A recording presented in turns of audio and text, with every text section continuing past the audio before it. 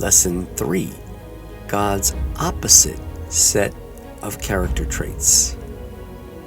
We now come to perhaps two of the most relevant and greatest sets of character traits of God in the Bible.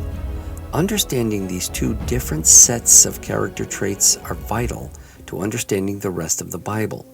To simplify this discussion, we will categorize these two different sets of character traits of God, calling one set God's holiness and the other set God's love. In the set of God's holiness, we have his traits of righteousness, purity, and justice. Now remember, the magnitude and scope of each trait we describe of God is far beyond anything man possesses.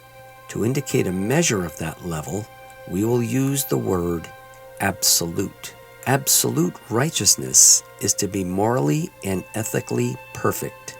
In other words, it cannot tolerate even a minute amount of evil, whether it is evil thinking or evil behavior. Any amount of evil is considered iniquity. God is absolutely righteous and is absolutely pure or completely free of iniquity and evil. Unlike the concept of yin-yang, there is no darkness or evil in God at all. But the holiness of God also contains the trait of justice. Absolute justice means to exact the perfect penalty for a transgression, any transgression.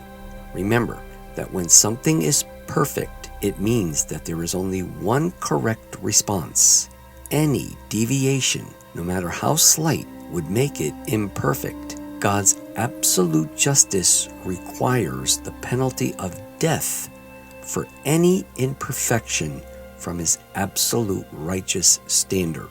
Although this makes us very uncomfortable because we are not perfect, disregarding or changing this holy attribute of God is fatal to our survival.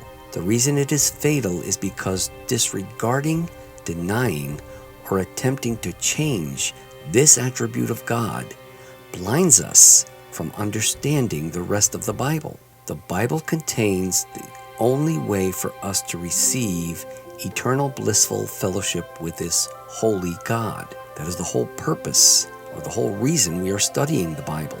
This state of receiving this type of fellowship with God is called salvation, and it is what the Bible is all about.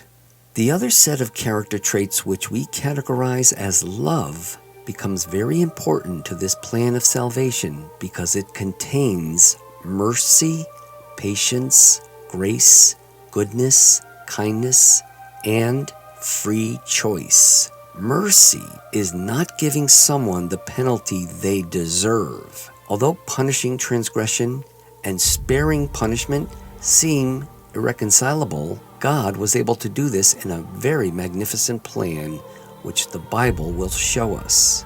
There is one more very important attribute that God has that we must deal with before we can understand the Bible. God is immutable. That means God never changes. This is important for two reasons. Number one, since God is perfect, and perfect means there is only one set of exact, precise parameters, any change in any one of those parameters, however slight, would mean he is no longer perfect.